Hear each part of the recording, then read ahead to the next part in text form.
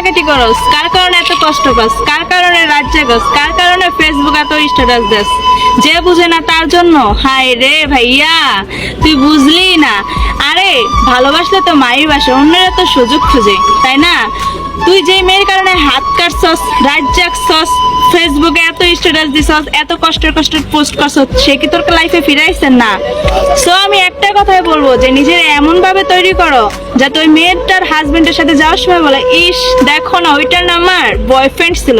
নিজের এমন ভাবে তৈরি করিস না যাতে হাসতে হাসতে বলে, আরে এটা আমার ভালোবাসতো পাগলের মতো, এখন পাগলই হয়ে গেছে দেখো না।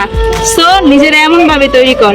টাকা আছে, সো তোর কাছে সব আছে। টাকা নাই, তোর ভালোবাসার মানুষটাও তোর পাশে নাই।